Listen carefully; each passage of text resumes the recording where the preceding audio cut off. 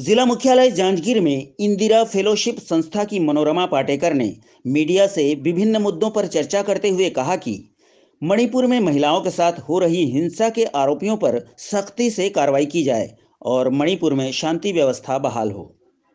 उन्होंने कहा कि कुश्ती संघ में भाजपा सांसद द्वारा महिला खिलाड़ियों का शोषण होना और उसके बाद भी सांसद पर कार्रवाई न होना ये बताता है कि भारतीय जनता पार्टी अपने आरोपी सांसद को अंतर्राष्ट्रीय ओलंपिक विजेता खिलाड़ियों से ज्यादा अहमियत दे रही है। उन्होंने कहा कि खिलाड़ियों का कुश्ती से संन्यास लेना बहुत ही निराशाजनक है।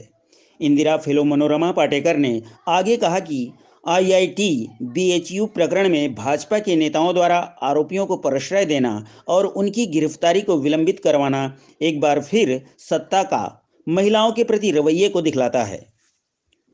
उन पर फास्ट ट्रैक कोर्ट में मुकदमा चलाकर कड़ी से कड़ी सजा मिलनी चाहिए। उन्होंने कहा कि अब समय आ गया है कि हम पितृसत्ता और उत्पीड़न की जंजीरों को तोड़कर राजनीति में अपनी उचित जगह दावा करें, साथ ही निर्णय लेने की मेज पर अपनी सीट लें। इंदिरा फेलोशिप एक पहल है जिसका मुख्य उद्देश्य महिला नेताओं को सशक्त बनाना और उनकी राजनीतिक आकांक्षाओं को पोषण करना है। सर, ये प्रेस कॉन्फ्रेंस महिलाओं पे होने वाले अत्याचार को लेकर के, जिसका 3 एग्जाम्पल मैं आपके सामने रखना चाहूँगी। आईआईटी बीएचयू रेप केस आपने सुना होगा। उसके बाद आप साक्षी मलिक का भी नाम सुना होगा, जिसने आज कुश्ती संघ से अपना त्यागपत्र दे दिया।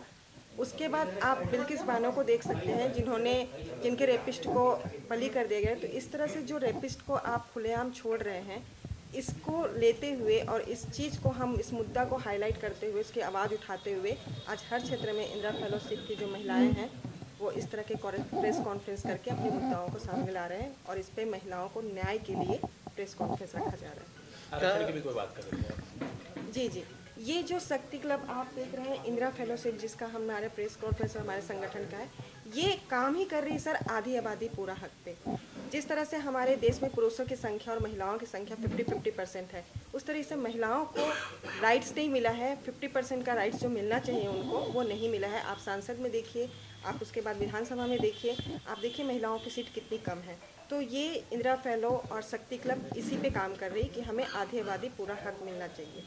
सर, ये 33% आरक्षण भी किसने दिया है सर? कांग्रेस नहीं दिया है। पंडित जवाहरलाल नेहरू के टाइम पे ही जब उन्होंने देखा महिलाओं की स्थिति को, तो उन्होंने ही ये 33% आरक्षण जो पंचायत क्षेत्र पे है वहाँ पे दिया गया था। और उसके बाद से ये प्रोसेस चली रही थी, पर उसके बाद इसको इम्प्लीमेंट करने की बहुत कोशिश की। इसी वजह से अब जब 2014 के बाद से जब महिलाओं की कंडीशन और भी बदतर से बदतर होने जा रही थी, तभी हमने महिलाओं ने मिलकर आवाज़ उठाया था। हमारी पार्टियों से भी हमने अनुरोध किया था कि जो महिलाओं का आरक्षण सीट है उसको बढ़ाया जाए और महिलाओं को आगे लाया जाए। और कांग्रेस ने ही इसको सपोर्ट करते हुए स्कीम और ये मुहिम चलाई है सर। इसका प्रोसेस तो चलते आ रहा है। 33% आरक्षण भी उन्होंने ही दिया और जो 9% भी सांसद में बैठी हुई है उन्हीं का दिया हुआ है सर। आप बताइए, 2014 के बाद कंटिन्यूसली बीजेपी की गवर्नमेंट है। उनको अगर आप एक बार क्रॉस चेक करते हुए, तो उन्होंने बोल करके भी उस चीज़ को पास नहीं किया सर। हमने तो कम से कम कुछ कदम भी तो उठाए थे ना उस प्रोसेस को आगे बढ़ाने के लिए। और अभी इलेक्शन के पहले जब नरेंद्र मोदी जी ने कहा था कि हम महिलाओं का आरक्षण को आगे लेकर के आएंगे, तो ये सिर्फ जुमला था सर। इस पर तो कभी क्वेश्चन भी नहीं किया गया, कभी बात भी नहीं उठी, कभी सवाल भी नहीं पूछा गया। तो जैसे ही इलेक्शन खत्म हुआ, ये टॉपिक भी खत्म हो गई। हमने कहा था हम महिलाओं को 33% आरक्षण देंगे, तो उन्होंने दिया था सर। उसके बाद जब इन्होंने ये स्कीम चलाई कि महिलाओं को 50% आरक्षण दिया जाएगा, तो सरकार आते ही ये भी मुहिम लागू हो जाएगी। चौथा स्तंभ न्यूज के लिए ब्यूरो रिपोर्ट जांजगीर चांपा। अपने आसपास की ताजा तरीन खबरों के लिए हमारे चैनल को सब्सक्राइब करें और बेल आइकन को दबाना ना भूलें।